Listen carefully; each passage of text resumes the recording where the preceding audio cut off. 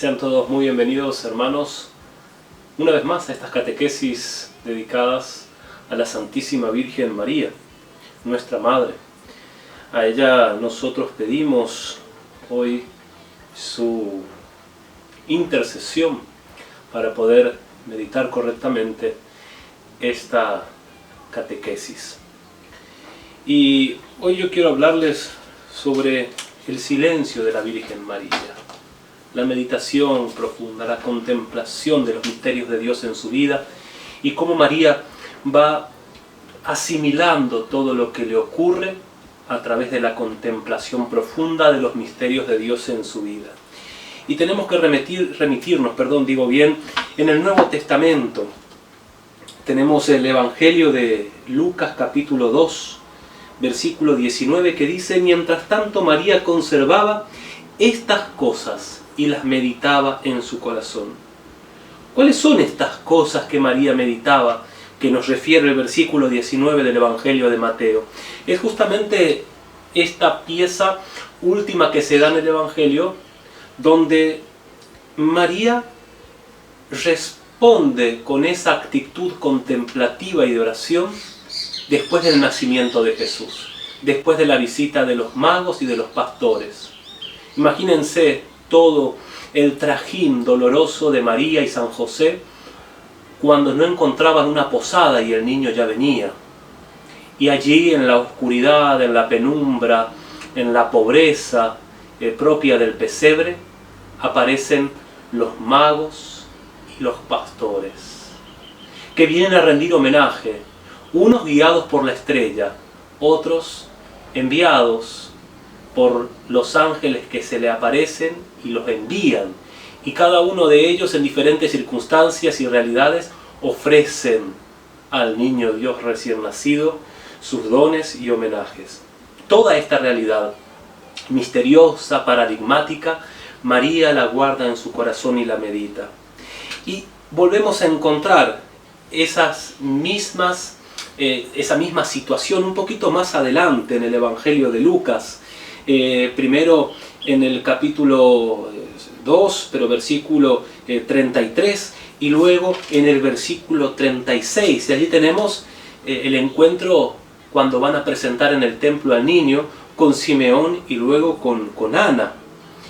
Quisiera recordar primero el Evangelio, o la perícopa del Evangelio de Lucas, donde dice: su padre y su madre, estamos en el versículo 33, capítulo 2, estaban admirados por lo que oían decir de él. Simeón, después de bendecirlos, dijo a María la madre: este niño será causa de caída y de elevación para muchos en Israel. Será signo de contradicción, y a ti misma una espada te atravesará el corazón. Así se manifestarán claramente los pensamientos íntimos de muchos. Debemos recordar que este versículo 33 viene después del Nunc Dimittis, es decir, el cántico evangélico de Simeón, que cuando encuentra a María con el niño dice: ahora, Señor, puedes dejar que tu servidor muera en paz como lo has prometido, porque mis ojos han visto la salvación que preparaste delante de todos los pueblos, luz para iluminar a las naciones paganas y gloria de tu pueblo Israel. En Jesús se cumple todo aquello que el pueblo de Israel esperaba, la venida del Mesías, del Señor, pero a pesar de que el pueblo lo esperaba, ya Simeón le advierte, profetiza, de que no todos lo recibirán como Mesías, como Salvador. Por eso será causa de contradicción. Y María no pregunta, no protesta, contempla profundamente aquellas palabras proféticas de Simeón y las guarda en su corazón. Seguramente que todas estas palabras, como las que ya hemos meditado en el anuncio del ángel, fueron causa muchas veces de retraer todo esto en su vida ante los acontecimientos que iban sucediendo en la vida pública de Jesús. Luego lo tenemos en el capítulo 2, versículo 41 al 52, lo que meditamos en el quinto misterio gozoso, ¿no? El niño Jesús perdido y hallado en el templo.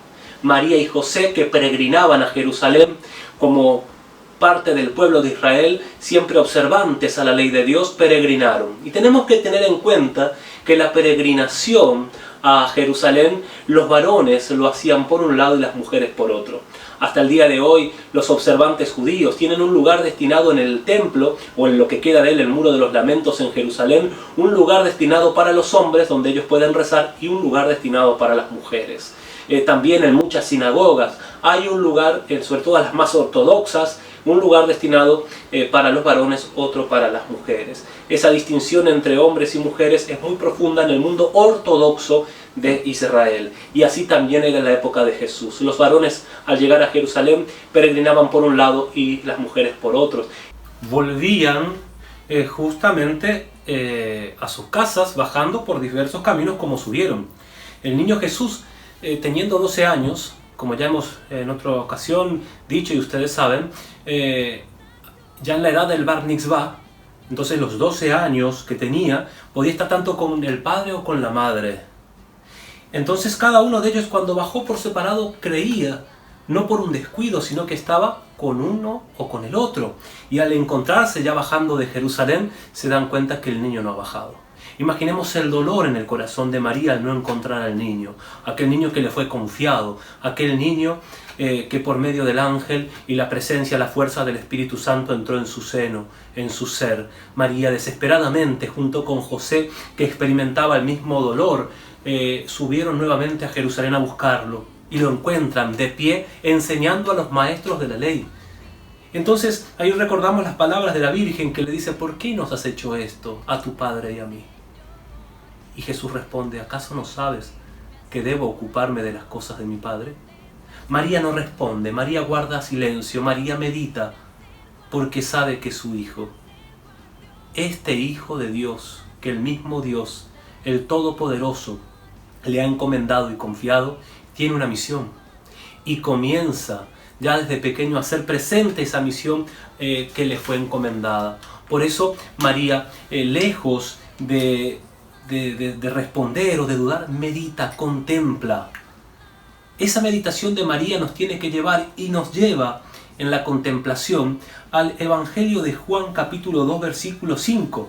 María, la madre, dijo a los sirvientes: hagan todo lo que Él les diga. Recordemos justamente que nos encontramos en las bodas de Caná de Galilea y el vino se había acabado. Las bodas que duraban muchísimo tiempo en Israel.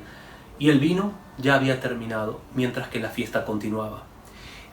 Aunque Jesús le dice: no ha llegado todavía mi hora, María dice a los sirvientes: hagan todo lo que Él les diga. María intercede por los hombres, pero aquí hay un metamensaje más profundo que podemos encontrar siempre en la obra juánica, en el cuerpo juánico, en la obra de San Juan, sea el Evangelio, sean las cartas o el Apocalipsis, que es el signo, el símbolo. Hay un metamensaje detrás de la realidad material de esas bodas, porque María, a la que Jesús llama mujer, es el símbolo de Israel, así como en el Antiguo Testamento, en el libro del profeta Oseas, encontramos que el pueblo está simbolizado por la mujer, que toma sus nupcias con Dios, que es la figura del esposo. Entonces María, como nuevo Israel, le dice: ya no tienen vino. El vino en la cultura semítica, en la cultura de Israel, es el símbolo de la alegría. Solo les ha quedado el agua. El Mesías viene a traer esa alegría. Por eso María intercede ante la necesidad del pueblo y le dice: no tienen más vino, ya no hay alegría. Y el Mesías entra en la historia, haciendo el milagro de convertir el agua en vino. Pero María intercede en este milagro. María obtiene de Jesús el milagro para los hombres. Y María continuamente intercede en nuestra vida, en nuestras plegarias, en nuestras oraciones, en nuestras súplicas delante de Dios. Debemos siempre confiar en esta intercesión amorosa de la Santísima Virgen María, porque María nos lleva a Jesús. María nos porta de una manera sigilosa y prudente a los brazos de nuestro Salvador. Y allí encontramos tres ítems importantísimos en la vida de María: el silencio, la confianza y la entrega. El silencio, que no es una inacción para nada, sino que es contemplación, meditación de los misterios de Dios en su vida. María los contempla, los medita y recuerda la palabra, la promesa que Dios le ha realizado. Este niño será grande y será llamado Hijo del Altísimo. Medita las palabras de Simeón, que ya hemos nosotros leído en esta catequesis. Medita cada paso en su vida a la luz de la voluntad y del proyecto de Dios. Y María se entrega a la voluntad divina con confianza plena al proyecto de Dios, sabiendo que Dios no la defraudará. Y entonces realiza su entrega profunda y plena al proyecto de Dios. Recordemos las palabras del Papa Francisco que ya hemos dicho en la catequesis anterior. Recuerda la promesa y mantente fiel. Es esto lo que realiza la Virgen. Recuerda la promesa de Dios y confía y se entrega aun cuando todo es oscuro o cuando todo termina. Hemos recordado y hemos meditado a María en la famosa imagen de la piedad cuando bajan el cuerpo muerto de Cristo y lo entregan en sus brazos. María lo contempla, pero recuerda la promesa. Recuerda lo que Dios le ha prometido y sabe que Dios no le fallará, que no la decepcionará, y confía en aquel mensaje del Señor. Por eso llegamos en ese perseverar de María, en ese caminar de María, a una figura de María emblemática que es María en el Pentecostés, María Madre del Pentecostés. Muchos hermanos cristianos de otras denominaciones nos acusan muchas veces de imponer a María en el Pentecostés, que no estaba ella allí. Pero el fundamento que nosotros tenemos para aseverar que María estaba en el Pentecostés es bíblico. Y esto es algo muy importante que lo entendamos, que nosotros así lo profesemos. ¿Y dónde vamos a encontrar esta respuesta? En el libro de los Hechos de los Apóstoles, capítulo 1, versículo 12 al 14. Porque empieza allí a decir que habían ido a Jerusalén y que estaban regresando del Monte de los Olivos a Jerusalén. ¿Quiénes eran ellos? Y esto se nos relata en el versículo 13. Eran Pedro, Juan, Santiago, Andrés, Felipe y Tomás, Bartolomé, Mateo, Santiago hijo de Alfeo, Simón el Celote y Judas hijo de Santiago. Todos ellos íntimamente unidos, se dedicaban a la oración en compañía de algunas mujeres. ¿De quién? De María, la madre de Jesús. Suben a Jerusalén. En el versículo 15 al 26 de ese mismo capítulo se nos relata la elección de Matías. Y en el capítulo 2 dice, al llegar el día de Pentecostés, seguimos en el libro de los Hechos de los Apóstoles, capítulo 2 del 1 al 11, pero en el versículo primero se nos dice, al llegar el día de Pentecostés estaban todos reunidos en el mismo lugar. ¿Quiénes son esos todos? Justamente los que ya nos mencionaron en el capítulo primero. María reúne a la iglesia en el Pentecostés. María da esa fuerza del Pentecostés. María es la llena del Espíritu Santo, porque María conoce a Jesucristo desde la encarnación, es la que más lo conoce y es la que ha recibido el Espíritu Santo en su vida y llena del mismo, sabe la importancia de recibir comunitariamente este Espíritu. María en el centro del cenáculo une en la oración. Fíjense ustedes que en el versículo 12 del capítulo 2 de los Hechos de los Apóstoles encontramos el primer discurso de Pedro, porque después de este fuego abrasador que en lenguas de fuego desciende sobre los apóstoles y María reunidos en el cenáculo, los apóstoles ya sin temor a los judíos ni a ninguna autoridad salen a predicar el Evangelio. Ellos estaban atemorizados, nos dice la palabra de Dios, antes del Pentecostés, encerrados con puertas y ventanas cerradas por temor a los judíos. La fuerza del Espíritu les da valentía, les quita el temor, les quita el miedo y salen a predicar. Recordemos en el libro de los Hechos de los Apóstoles que incluso se les prohíbe predicar en el nombre de Jesús. Los sumos sacerdotes le prohíben. ¿Y qué dicen los apóstoles? ¿Qué dice Pedro? Movido por el Espíritu Santo. Primero hay que obedecer a Dios y no a los hombres. Entonces esa valentía que les da la fuerza del Pentecostés hace que los apóstoles ni siquiera tengan miedo de entregar su vida. Las persecuciones, la cárcel y otras tribulaciones que tendrán que soportar por anunciar el Evangelio. Sabemos por los textos bíblicos de la Sagrada Escritura y por la tradición de la Iglesia, sabemos que todos los apóstoles entregaron su vida testimoniando a Jesucristo con la muerte martirial. Es un testimonio de fe, y ese testimonio de fe es justamente que esa fuerza del Espíritu Santo les hizo tener la fortaleza de ni siquiera guardar su propia vida. Quien entregue su vida por mí, la encontrará, dice el Señor en la palabra. Por eso, en este tiempo cercano al Pentecostés, Pidamos la intercesión de la Santísima Virgen María para que el Espíritu Santo llegue a nosotros, nos transforme interiormente, nos ayude a recibir la palabra de Dios y nos ayude a anunciarla sin miedo y sin temor.